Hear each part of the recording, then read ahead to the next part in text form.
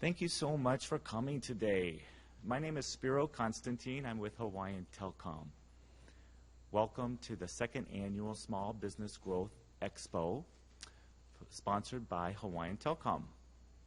We're honored that you came today, and we are honored to have two wonderful, very talented speakers with us today.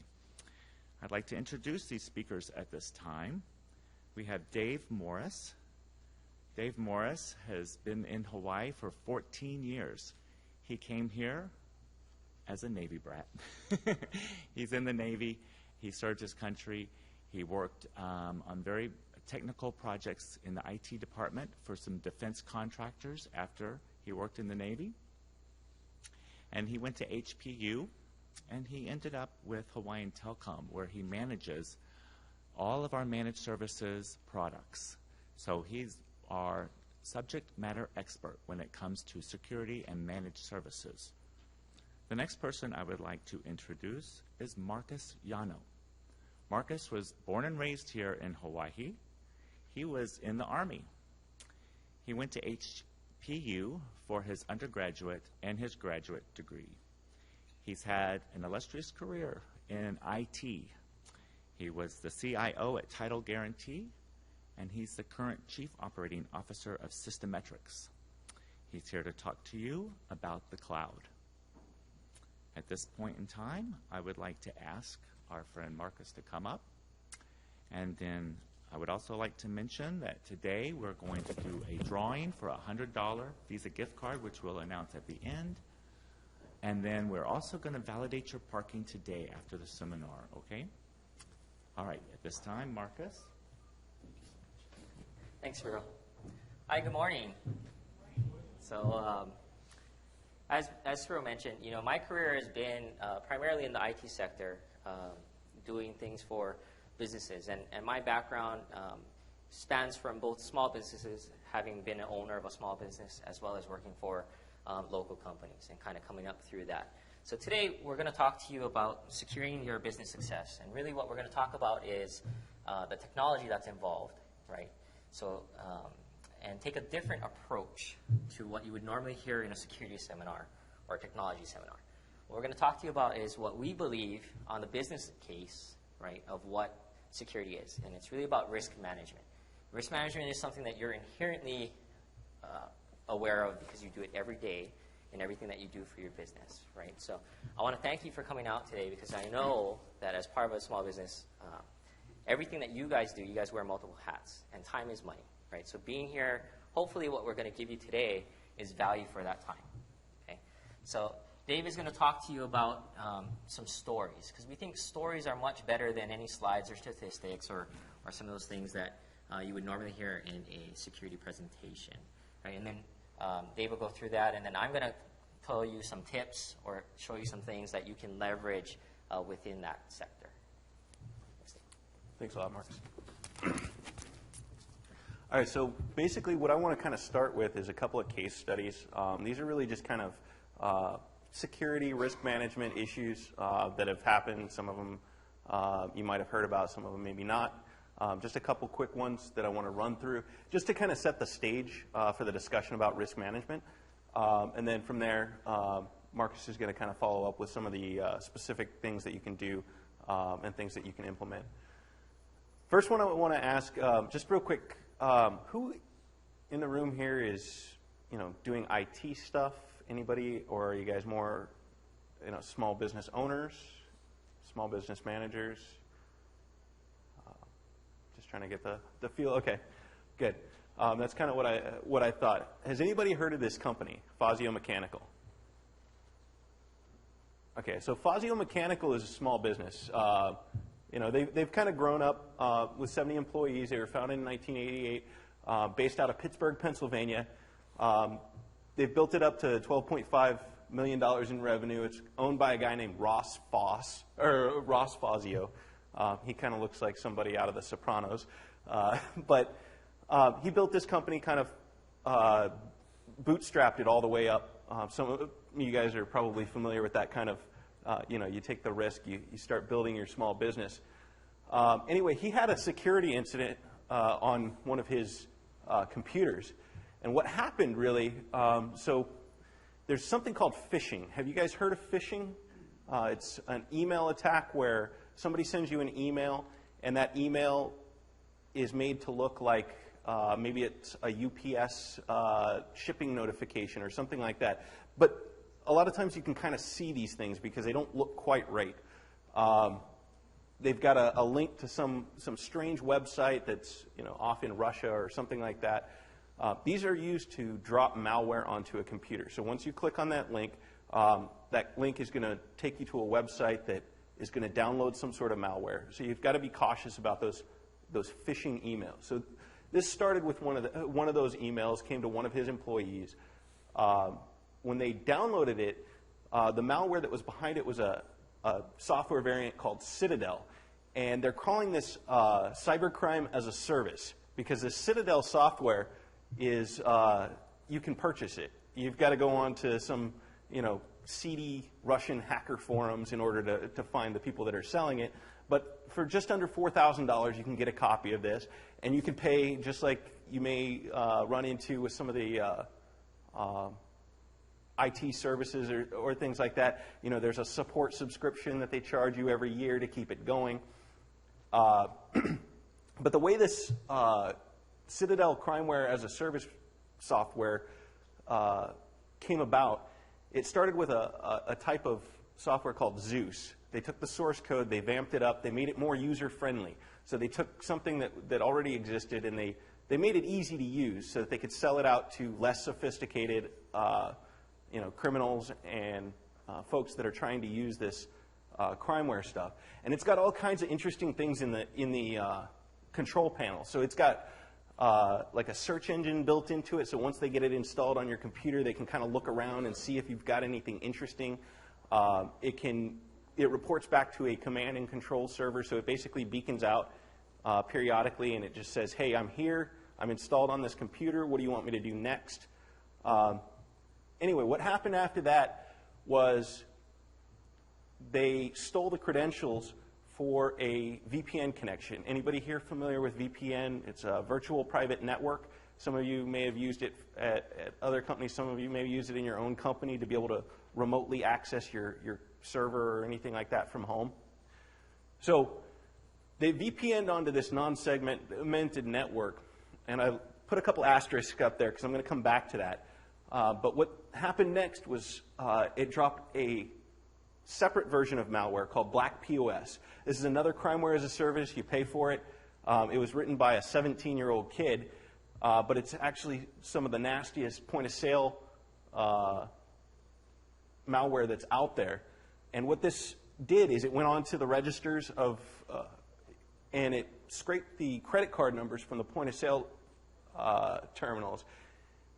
It then took those credit card numbers and sent it to that command and control server I was telling you about, and they were able to steal the credit card numbers. Now, the interesting thing about this particular incident is those point-of-sale devices and that non-segmented network, they didn't belong to Fazio. Fazio was really just a pawn in this. So Fazio, they had a large customer that required them to fill out financial and project status reports. And in order to do that, they were given VPN credentials to this customer's network. That customer was Target. So you guys might be familiar with that one. That one made the news. Everybody's kind of heard about that one. So the direct consequences, about a week ago, Target mentioned that they have suffered $148 million in direct losses. In quarter four of 2013, they reported a 46% year-over-year decrease in profits to $520 million for the quarter. So if you think about that, that's probably about $400 million in lost profits in that quarter alone. Quarter one was a 16% year-over-year decrease, and a lot of that came from the fact that people were shopping at Target less. They were less willing to go to Target. There's still several lawsuits pending. There's lawsuits pending against the board of directors of Target. There's lawsuits pending against Target itself. There's lawsuits pending against Fazio. The potential cost to Target on this is $1 to $2 billion. They were only insured for cybersecurity risk to about $130 million. So that's a lot of money, right? And it started with a small business. We don't know yet the outcome of it. Right now, Fazio is cooperating with the Secret Service, providing details. It's an ongoing investigation. The lawsuits are all still pending. We'll see where it goes. But the point is, small businesses can be the targets, just like Target, right? I'm going to talk about another small business. This one's a different kind of business. It's a company called CodeSpaces. They had about 15 employees. They were a tech startup, right? So, they hadn't really built that big yet, but they've been in operation for about 7 years, based out of Wayne, New Jersey. And basically what this company did was they created a type of software that they hosted online, and this software allowed other programmers to work together and to kind of collaborate on projects. So all these programmers from around the country would upload their source code onto the servers of CodeSpaces, and that's where they would kind of build their projects. So what happened to CodeSpaces? It started with a coordinated DDoS attack, or distributed denial of service attack. So basically you had a bunch of network traffic that was coming from all over the place that was just beating up the servers, taking a huge toll. That was actually just a distraction. That was designed to kind of keep the IT staff busy while somebody came in with stolen credentials, so the username and password. So they had stolen those from some places. And you may have heard of, there was an Adobe breach where there was about 40 million email addresses and passwords that were stolen. There was recently, I think last month, they announced one of the security researchers had stumbled upon a trove of 1.2 billion usernames and passwords that had been stolen from 420,000 websites on a server in Russia. So a lot of this stuff has been collected. So this person had the credentials. They were able to access the server, but the server that they accessed, it wasn't just any server. They accessed the Amazon Web Services control panel. Amazon Web Services is basically a cloud-based service. It allows you to build servers and storage and things like that in the cloud. And so they hacked into this, and they left an email address in there, and they said, it was a Hotmail address, and they said, email me because we want money. And if you don't, we're going to do something bad to you. So CodeSpaces didn't really take it all that seriously at first. So, their reaction, they notified the authorities, and they started trying to lock out the account that they thought was compromised. Well, because it was an administrative account, the attacker was able to actually take control of the Amazon Web Services portal and create additional accounts. So when they locked out the compromised account, what that ended up doing was they just came back in the back door. And when they realized that they were someone was trying to stop them, they just started what I can only describe as mass destruction. They started deleting everything. They started deleting all of the servers that the company was running. They started deleting all the storage arrays that were built in the Amazon Web Services cloud. They just started destroying everything they could. And ultimately, the result of that was CodeSpaces went out of business. I mean, it was to the point where it could not be recovered. CodeSpaces had advertised that they had all this redundancy in place and they had a backup plan, but they didn't consider the fact that this one account could be compromised and could give, essentially this would be like giving physical access to your data center to somebody with a chainsaw or a sledgehammer and letting them go to town and destroy everything without having offsite backups or anything else. The impact to the customers currently is still not clear, but these are small programmers, developers, things like that that had built their projects.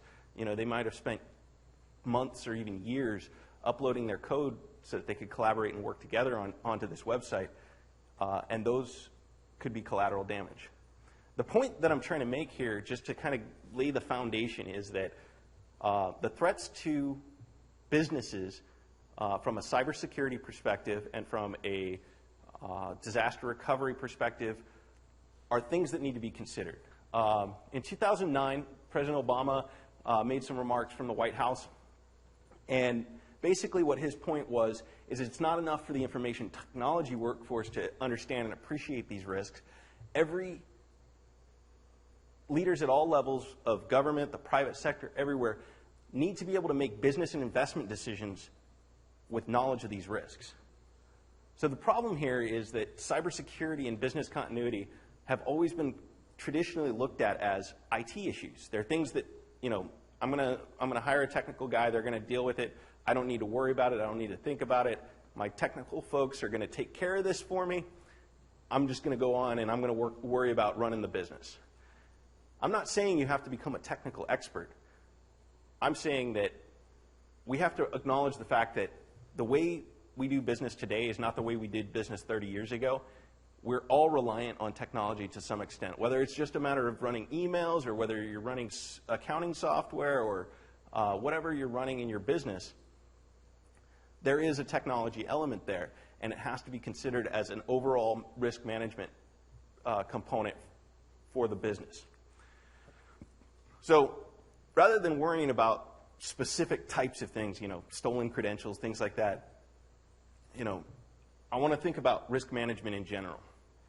So if you're going to go through and you're going to look at risk management from a formal perspective, you're looking at, you know, some key areas of risk, right? Strategic, legal, operational, financial.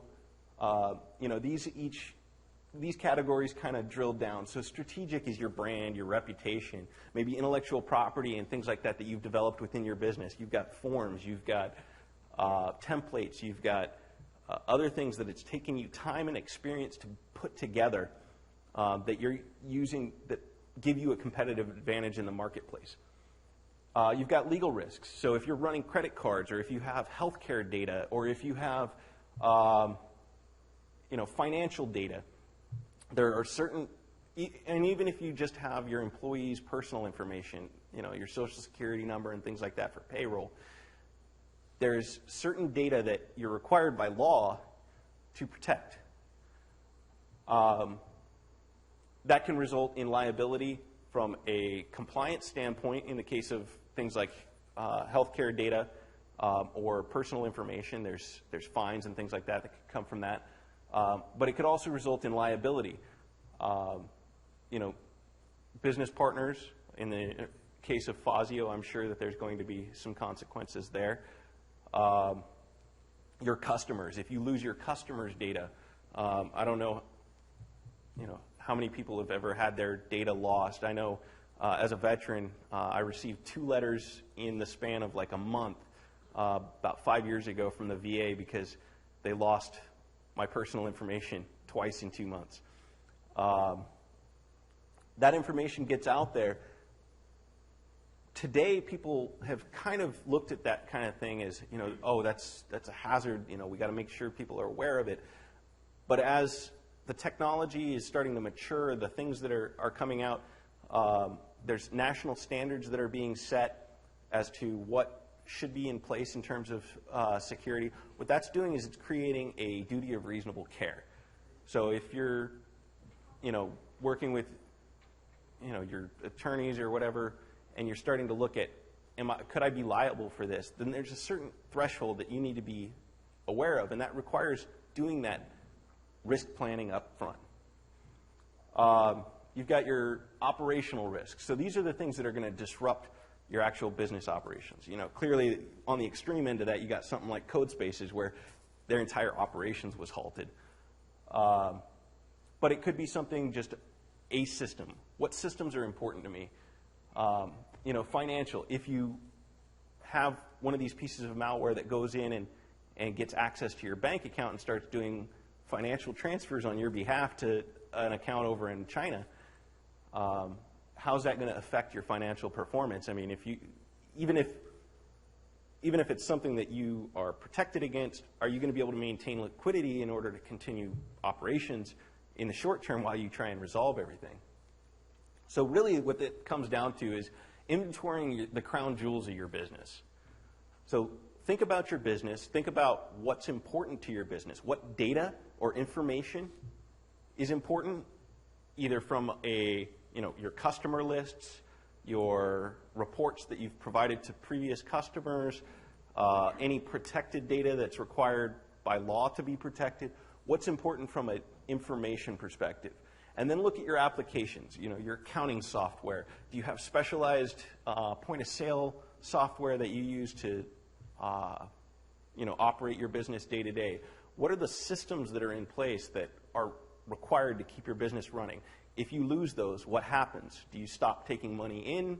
Do you start losing money for some reason? And then the infrastructure. This is the hardware stuff, right? This is the where physically is this stuff located at? What's it riding on? Kind of do an assessment, understand what is important to your business. Once you've understood that, then you want to try and apply Murphy's Law, right? So everybody, I'm sure, is pretty much familiar with Murphy's Law. Anything that can go wrong will go wrong. It's probably unlikely that a piano is going to fall on a boat, but there's a couple of ways that you can really take this, right? So you can do a problem-based, starting with, what could happen? I could lose all of my customer data. I could lose all of my credit card information that's stored. I could, have my server room burned down, or I could have my laptop with all my important sensitive information stolen. What could happen? And then work backwards to how it could happen and start identifying, okay, what are the steps to make this happen? And that would be something that you may need to engage your technical resources or your subject matter experts, your operations managers, or your line of business employees to really try and understand the details as to, what you don't want to happen. How do you make sure, how could that happen? And then from there you can start figuring out how you make sure it won't happen. The other way is source-based. This is something that we work with sometimes at Hawaiian Telcom.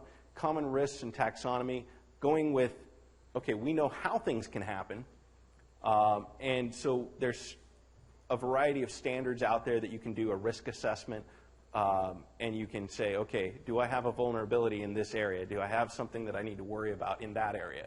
And then work from there and say, okay, I understand that this vulnerability exists. Maybe I haven't updated my software lately. I'm still running Windows XP in my thing, even though Microsoft stopped providing security patches for it. Okay, if that's happening, on a computer that I just use to play games, maybe that's not as big of a risk. So start tracing it back toward what could happen based on those vulnerabilities. So some of the risks that you could consider, and some of the things that you could think about from a technical perspective, without drilling into exactly the details of this, understanding what the difference between a data breach and a data loss is, right? A data breach is somebody steals your data, it gets out, it ends up on a server in Russia. A data loss is the data that you have doesn't exist anymore. That could be because of a hardware failure. It could be because of, there's a type of crimeware that's been out, we've seen it here locally in Hawaii, called CryptoLocker. More generally, it's known as ransomware. And what it does is it encrypts a computer and asks you to pay a fine or some sort of fee. And if you don't pay that, then they destroy all your data. So that would be a data loss. Physical theft, that's another common one. I was doing research on this thing, and I came across a story about a small startup where it was basically three guys that were working together. They'd been doing R&D for this startup for about a year and a half. They didn't back up, the only IT they had in their entire environment is they had three guys with MacBooks.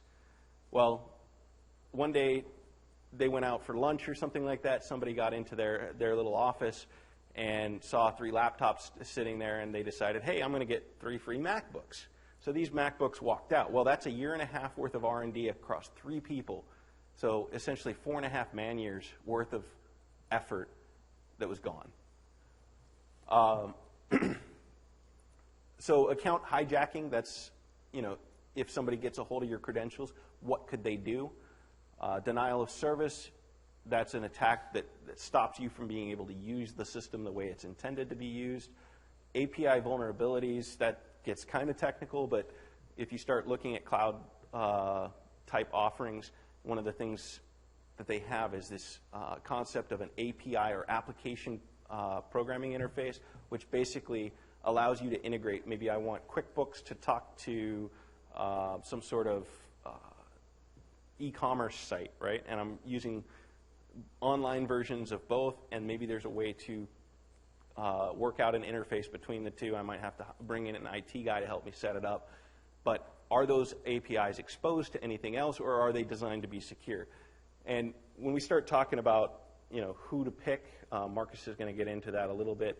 It's a matter of some of these risks are acceptable, some of them are not.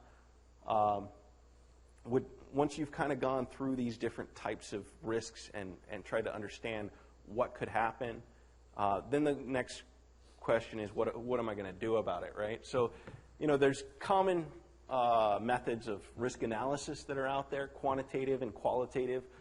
Quantitative, you can get much more complicated in the model than this, but I think this is generally what you're looking at is what's the probability, as a percentage times the severity. Is it going to cost me $1 million? Is it going to cost me $1,000? Is it 90% likely that it's going to happen in the next year? Is it 5% likely that it's going to happen in the next year? And then you can kind of put a dollar value to that risk and try and understand what does that mean to me. You might be able to implement certain mitigating controls that are going to reduce the probability. So these are just ways that you can approach trying to figure out what do I need to address first. Because you're not going to be able to address everything. It's business, right? It's risk. There's always risk in everything we do.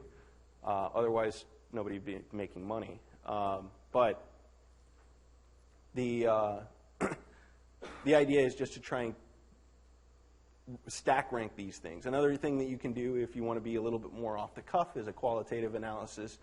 Just put it into a matrix. I use these kind of matrices when I was in the Navy. I've seen them at Hawaiian Telcom. I've seen them everywhere. It's a quick and dirty.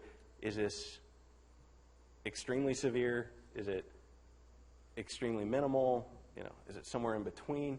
How likely is it going to happen? You just plot it on there, and depending on how where it falls on that quadrant, you decide whether you consider it a high, medium, or low issue.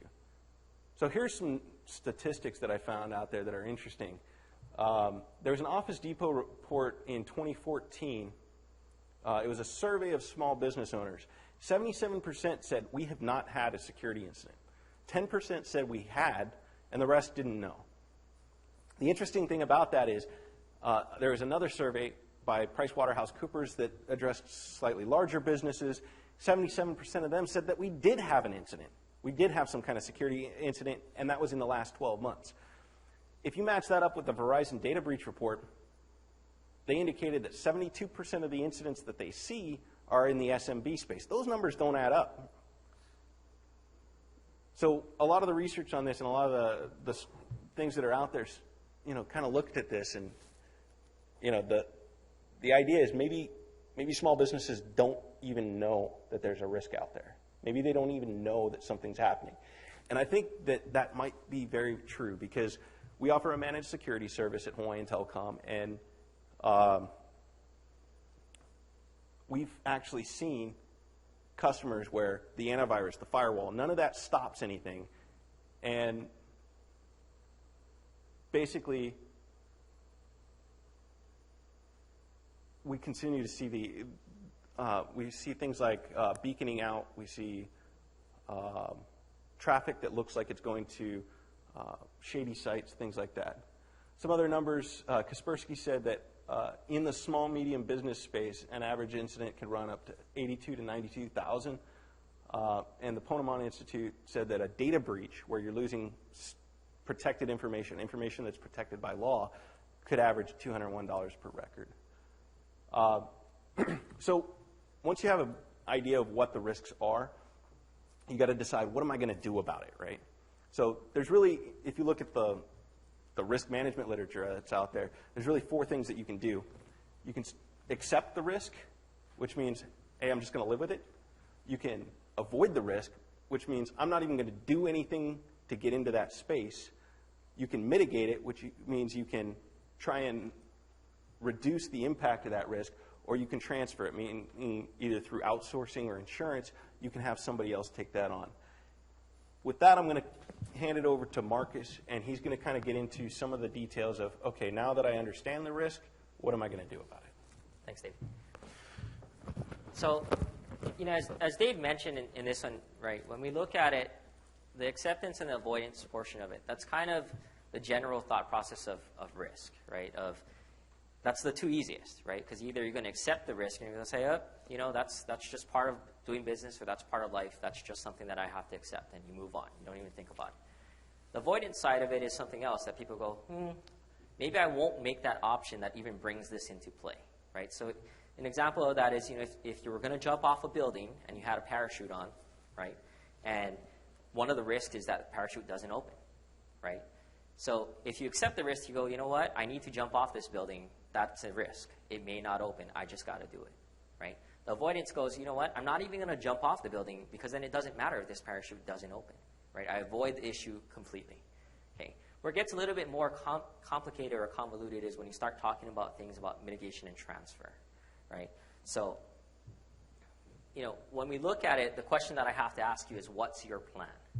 Do you have a plan, right? For risk, you can't accept or avoid, right? Because sometimes there are certain things in your business that you just cannot get around. You can't just accept it, and the risk of it is just too high, or you can't avoid it because you have to go through that path, right? So if you're going to mitigate it, what does mitigation mean? It really just means the lessening the probability of that happening, or the impact of when it does happen. What does it do, right? So you're going to implement controls to do that, to help you with the mitigation of that problem. Transferring, right? Transferring is another very common thing that you do. You transfer that risk to somebody else. You outsource that part of your business or that process. You let them take on some of that risk, or you insure against that risk, right? You take out car insurance. You're driving down the street. It's a risk that somebody else might hit you and damage your car, right? Do you have the money to pay for those damages if something happens? No. Right? Some cases you do, some cases you don't. But you carry insurance to help you do that. In business cases, oftentimes there's cybersecurity insurance that people carry, right? And as Dave mentioned, the average incident cost $82,000 to $92,000. For most small to medium-sized businesses, taking a hit of $82,000 to $92,000 in liquid funds is something that they can't recover from. It's not possible, right? So when you look at it, it's kind of that combination of it. And then the next question is, not just from a cybersecurity side of it, but do you have a business continuity plan? If something were to happen, how do you resume business, right? Because when something happens, your business can't stop. Because if your business stops, the money stops. When the money stops, your business only has a very short amount of time where it can come back and recoup that before your chances of coming back are nil to none, right? So, you have to have things like a business continuity or disaster recovery plan, cybersecurity incident plan, right? If something happens, what are you going to do with it? Okay? So there's 2 options here, right? One is if you're going to mitigate it and you're going to do this alone and you're going to try to do it yourself, right? Part of that starts with what you're doing here today. You need to be aware of what the risks are. You need to educate yourself, right? That's where it starts. You want to know about the potential threats and vulnerabilities out there, what your exposure is, what the likelihood of that is, and what the impact could be to you, right? So you got to understand that. You have to have monitoring in place, right? You want to know what's going on, right? As Dave mentioned, small to medium-sized businesses, they might put in a firewall. They might put in antivirus on their computer. They might have malware, anti-malware, all of those things that traditionally we say, hey, that's the start, right? But what happens if something gets in?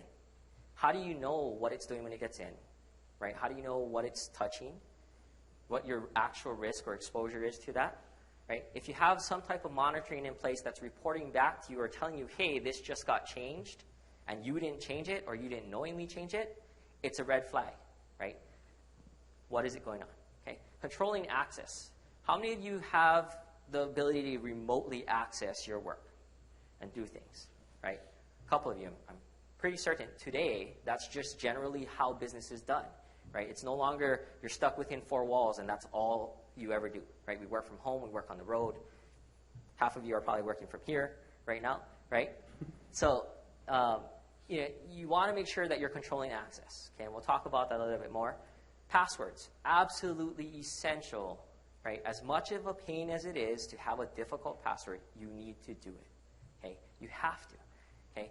So, and the reason being is that technology has gotten so good now that they can brute force passwords fairly easily, right? They have the capability of doing that. And now they have these treasure troves of passwords, username and passwords, that are out there that anybody can go and buy, right? So you want to make sure that your password's pretty unique, right? And part of the challenge that I always hear in the business is, yeah, but then it's so hard to remember. When I put all these random things in there, I don't remember any of that. So I got to write it down, or I got to tell somebody else, or something, right? So you want to use a password manager, okay? Password managers out there, there are things like LastPass, 1Password, okay, that's made by Agile Bits. You guys can go look for a password manager. You want to kind of look. Those are two of the bigger ones in the space. And what they do is they help you to store username and passwords, right? But they encrypt it on the local side, and then they only send up a hash. So if LastPass were to ever get breached on their side, on their servers, they don't have your username. They don't have your password, right? What they have is a hash that who knows, right? Because it's something unique to you that whoever got the information, it's completely useless to them. There's no way that they're going to be able to recompile that and social engineer it back into something that's useful. Okay. Encryption.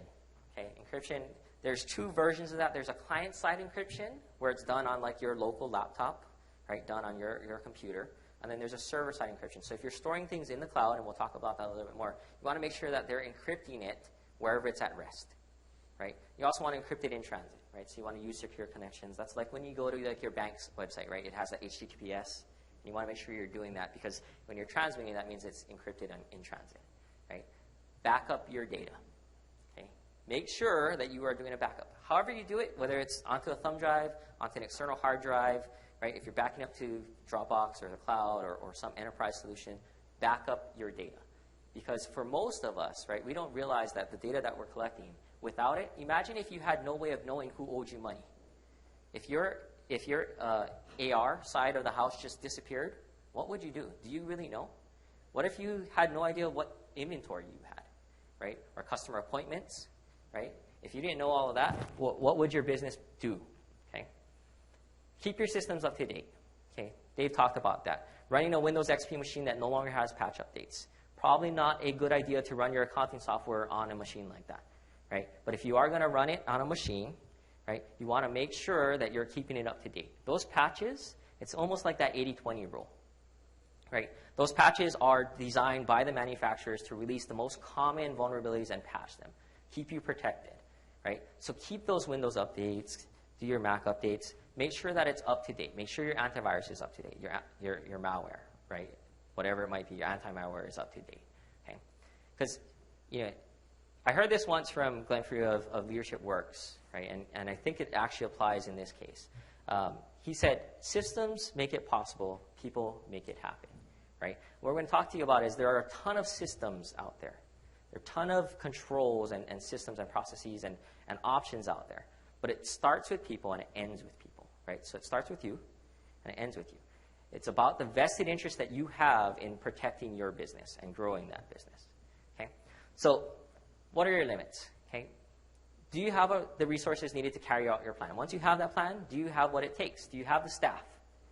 Some of you may, if you're lucky enough to have an IT staff that has the ability, right? That's the next part. Do they have the know-how? Okay, you might have the bodies, but do they know what they're doing? Are they experts in that field, right? And then do they have the right tools? They might know how to do it, but then they come to you and say, the software that I need to put in place or the hardware that I need to put in place is going to cost us $62,000 for the first part, right? Can you afford that? Okay. The next portion of it is transferring. This is something that we want to talk about. Transferring is really just partnering, right? You're going to transfer the risk to somebody else, your business partner, okay? So this is where the cloud comes into play. Cloud can be infrastructure as a service, where most of you are probably familiar with that whole virtualized infrastructure. Dave talked about it with Amazon Web Services. And then applications, Office 365, Salesforce, right? Some of those things that some of you may be using, right? And then there's other services, security side of it. Definitely Hawaiian Telcom has security that is available. There are other vendors out there that are doing that. In some senses, you think of, just the subscription model for your antivirus, right? Or some of those things. And then the management of that, right? Having all the tools in place, it's great. But if you can't manage it and you don't know what to do with it, you really just wasted a whole lot of money, right? Okay. So let's talk about what is the cloud, right? So as you read through this, the National Institute of Standards and Technology, NIST, defines the cloud as a model for enabling ubiquitous, convenient, on-demand network access to a shared pool of configurable, computable resources, e.g. networks, servers, storage, application, and what is that? Okay. Wikipedia tries to sum it up a little bit better. Cloud computing is the delivery of computing as a service rather than a product, whereby shared resources, software, information are provided to computers and other devices as a utility like electricity grid, whatnot. Okay? Are we clear on what the cloud is? Because guess what? As an IT guy, as a guy that has come up through IT and spent a few decades in the industry, I don't even know what that really means, right? What it really means is, the simple version is, the cloud is a term that we use, right, when referring to systems that are not located physically where you are. That's as simplistic as a version of that definition will get. So when you think of the cloud, it's when you think of your laptop, it's things that are not stored on the hard drive on that laptop. It's things within your office that's not on that server in the back room. You might have an accounting server that's in the back room or back closet. Okay, that's not the cloud. The instant it's going out and you have to go outside of your office to get to it, you're using the cloud. Okay? And most of you probably are using the cloud without even really realizing it. Some examples of the cloud. Online storage. How many of you use Dropbox? Or know of it? Box.net, Apple people, iCloud, right? Web-based email, Gmail, Yahoo, right? Hosted services, maybe Amazon Web Services, right? Maybe Google Apps for your business, maybe Office 365, right? Photos, Instagram, Shutterfly, you're uploading all that stuff. It's all going to the cloud, but do you really know where it is? You have access to it anywhere that you have an internet connection, but where is it? Okay?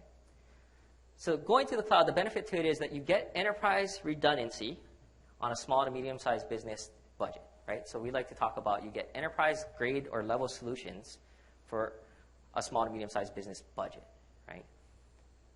The focus on the data, right, and applications, not on the infrastructure, right? You don't have to worry about building out a multi-million-dollar data center to protect your data or put equipment in there. You don't worry about the servers and keeping the servers up to date and all of that. You worry about what's going on it, right, and what's running on it, right? Your applications that are accessing it and the data.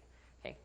You get to outsource the expertise. You don't need to be a subject matter expert. You don't need to have an IT guy that you're going to have to pay 6 figures a year, right, to sit in the corner and make sure that your processes and your applications are accessible, your data is accessible, that it's protected, right? You're not going to have to do it. Okay. The risks. It varies with provider. We'll be very honest. Some are very good at what they do, but only a specific portion, right? Others are offer a wide array of things, but not very good at not the experts in any of them, right? So the provider you choose, it's going to depend on ultimately what risks you're exposed to, right? There are different security issues that are introduced when you go into the cloud. We're not here to tell you that going to the cloud is a silver bullet. It's not. Okay, it will introduce some new risks to your environment. There is some uncertainty in the cloud without doing your due diligence, right? If you're not doing your research, you're not making good decisions, there is some things that you're going to be a little bit apprehensive about, right? And then one of the biggest things is the false sense of security, right? Oh, I outsourced this, I went to the cloud. They got all those guys that are taking care of it. I don't got to worry about it. Wrong. Okay? You still need to worry about it. So how does it really apply, right? Whenever I talk to customers, I ask them 5 things, right? 5 W's. I go to them and I say, who has access to your systems and your data? Do you know? Do you know every person that has access to your environment and what they can see? If you don't, you should. Okay? What can they see and what can they do, right? Because sometimes you want to keep things confidential, right? You want to keep the secret secret. You want to make sure that they can't alter a document that they're not supposed to alter, right? You want to make sure that you know what they can see and what they can do to whatever they have access to. Where's your data and your systems located? When you talk about storing it in Dropbox, where is that actually located? Is that here? Is that in California? Is that on the East Coast? Is that in China, Australia? Do you know where it is, right? when something happens, who's responsible for what? If all your data disappeared from Dropbox, what happens? Who's responsible for getting it back? Is there anything that you can do about that, right? And then why is security important to you? Okay. Whenever I have this meeting, I want to ask them, what happened? Did you get breached? Did something happen? Did you just read something in the news? Because then we can talk about specific solutions and approaches to solving those, right? If you decide that you want to partner with somebody, right, which we hope you do, right, you got to know what you're walking into. You got to understand that you can't walk in there and just go, all right, I was told I need security. What do you got? Right? Because what happens is they'll sell you whatever they sell. And they're going to try to make the most money because they're in business also, right? And hopefully they're honest and they have some integrity in that, but you can't always be sure. Okay? So you have to have a plan. You got to be able to express to them your needs. What do you really want to do? How much do you want to secure this, right? Ask them about training. Because part of it is so that you're not relying upon them forever, right? Maybe you want to be. I don't know. I don't like that, being reliant upon a single vendor forever, right? Not something you want to do. So do they offer you training or training for your staff? How will they achieve what you need, right? And what's the timeline to do that? Because security is ever evolving, right? It will never stop. It is part of your business going forward forever, okay? So how long do they need? Are they going to plop it in and 2 months be done and then walk away and you never hear from them again, right? So my question is, what would you choose? Those are all cloud storage and cloud providers that we've seen, right? Would you choose which one? I don't like any of them. I would choose something that looks like this, right? Because these guys have invested money in it. They have taken the time, right, to build out what's their business, but ultimately can be leveraged for your business, okay? Ask for references, okay? Who are their clients? Who's using them? What are they using them for? And what is that experience, right? Because if that's what they're going to say, you call them up and they go, oh, yeah, don't deal with those guys, right? Probably want to stay away, okay? What's their role, right? When something happens, what is their role? What do they do? Are they the incident response team? Will they be able to do forensics on it, right? Is it that they're going to alert you and tell you, hey, somebody got into your stuff, good luck, right? What is their role in that? Okay, what is your role in that?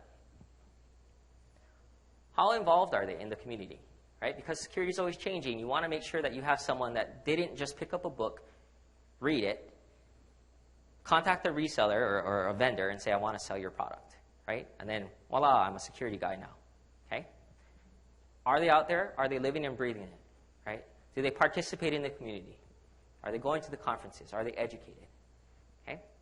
What is the relationship to the products they sell? Right? Are those the guys outside looking in? You know? Because that's all they are, is they contacted a vendor and they're just selling you a product, right? Or do they get the pass to go straight to the front of the line? When something happens, do they get the support that they need? Okay? Bottom line is this. Understand the costs. Understand the money. Okay? Because at the end of the day, what this comes down to is financial management, right? Financial risk to your company. Okay? Because everything at the end of the day, the business, you're in business to grow and make money, right? So you got to understand the costs that are associated with it. Oftentimes, right, what might look like a good plan on the surface may not if you dig a little bit deeper. So understand the cost to it. Security is expensive when it's built in after the fact. When you start with the concept of going about it and putting security in from the very beginning, it's not that expensive, right? The approach isn't that expensive, okay? So, you know, I'm going to bring Dave back up, and we're going to talk about or answer any of your questions that you guys might have. You know, one of the things that we tried to do today is take a different approach to talk more on a risk management, more on a business level than a technical level, right? But if you have questions that you want to ask us, you know, we're more than happy. I think we have about 15 minutes or so to take questions. Okay. Anybody? If not, Dave can tell you more stories. Yeah. Okay. Yeah. Well, Dave, you know, talked about the Adobe breach, and I think one of those things that we want to talk about is, you know, or the Fazio Mechanical. Our goal today was to kind of help you realize that you are a target, whether you want to or acknowledge that or be aware of that. realize that you are a target. As a small business, you are the gateway to some of these very large companies. But those very large companies have millions of dollars that they spend on securing their environment, right? So if I'm the guy that's trying to get into those guys, I'm not going to bust in through the front gate. I'm going to go to the guy that's driving the cart that has the ID badge, that they're going to open the gates and let me walk right in, right? That's who I'm going after. I'm not going to go after the big guys, right? Not robbing the banks, right? Because that's just not, it's not prudent, right? So they're going to target you because you're much easier. You're much easier, right? Everything that you're doing, you have to be aware of it. When you're out using your cell phones, when you're looking at certain things, you just got to be aware, right, that you are a target. It's non-discriminatory. It doesn't care about your size. It doesn't care about what you do. It cares about the technology that you're using and how you're using it, right? So. I think, I mean, to add to that, I think one of the important things to realize, too, is that, you know, you hear about all these kinds of things, but a lot of these aren't specifically targeted. You know, nobody's out there looking for your business specifically. I mean, they might be if you've got some sort of, you know, DoD contract or something like that that they know about. But generally speaking, a lot of these things, they don't start with somebody that's out there looking for you specifically. They're looking for where they can get in the door easily. I mentioned that Citadel software that was used in the Target breach. And you know, they may send out this spam email to, maybe they just harvested a list of email addresses from a website or from, you know, any other source, and they've just automated it, right? So they've sent out these spam emails, and they just want to see who they'll get. You know, like I mentioned that software that we found on one of our customers, and it was beaconing out. And what it was beaconing to is it would go to a, I don't know if you've ever tried to figure out what your external IP address is, but there's a site called whatismyip.com. And basically, when you get to the web page, all it does is it shows you your IP address that's on the outside of your firewall. Well, in Russia, they've got those sites too, and this was actually beaconing out to a site that was a Russian, you know, what is my IP website, and then periodically after that, it would go out to another server that we believe was the command and control server, and it would, from what we could see, what it looked like it was doing was it was laying dormant. It was just waiting, and it was periodically letting the command and control server know, hey, here I am. Based on the IP address, they can figure out that it's a machine in Hawaii, and, you know, I'm here. And it would continue just with these periodic updates just to say, hey, you know, if you need me, I'm here. As I mentioned, that Citadel software, it's got kind of a search engine type of functionality built into it. You can automate that as well. So maybe they get this installed on 1,000, 10,000, 20,000 machines out there because they just find ways in. You know, maybe they run a search for something. Yours happens to be the one that, you know, has the bank that they're looking for, you know, in the web browser cache. So now they get interested. So you know, they'll have their command and control server. It'll list all the hosts that are infected, that are reporting back, and maybe they'll do a search and they'll find, you know, maybe I've got 50 of these that have access to the bank that I'm looking for, or something like that. Now they've narrowed it down. And the point to consider is when you get a virus on your computer, it's not like a cold. It's not like I'm going to take some Dimetap and it's going to go away after a little bit and I'll be fine. At that point, when you've gotten the attention of whoever's running that server, now you've actually got a live person that has taken an interest, and they're sitting on your couch. You know, essentially, they're inside your network. They have access. They're sitting there. You know, they're eating your Cheetos and drinking your beer or whatever, and they're waiting for something to do. Maybe they're going to go through your personal data and try and find something that's on there. These are people. You know, these are people with bad intentions. They have automated their tools to allow them to do things very efficiently over the entire globe.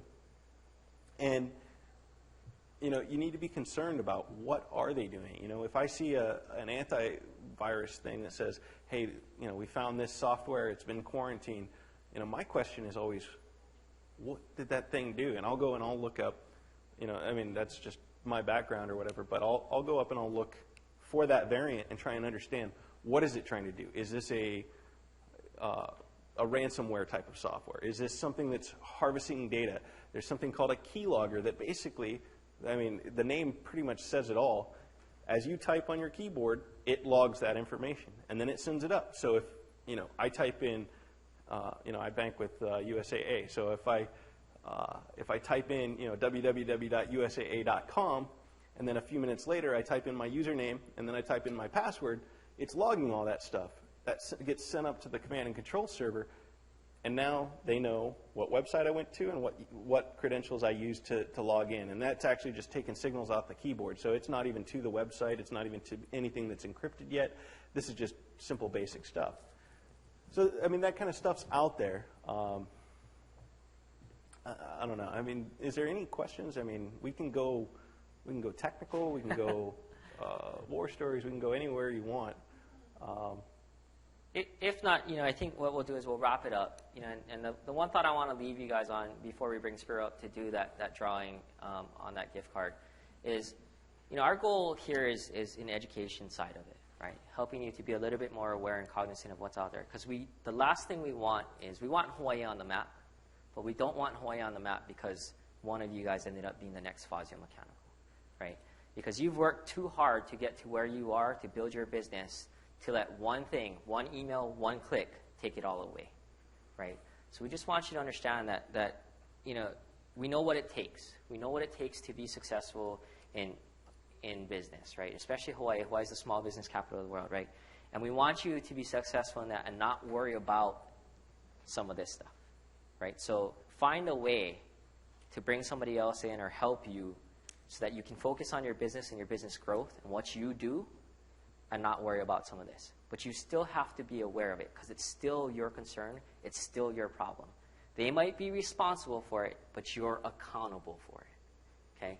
So as long as you know that, right, then I think you can go in and make business decisions and say, what your cost-benefit analysis on that is, your ROI, all of those things, right? But as long as you're aware that it's a real threat, and in Hawaii, right, as Dave mentioned, we see it all the time, whether you realize it or not, because they're not looking just for you. They're just catching whatever they catch in their net, right? And if you happen to be it, the last thing we want to see is you on the news, right? Because Walmart or Target or Google or somebody got hacked because of something that you were doing, right? Or you failed to do. Okay? But thank you for your time. Thank you.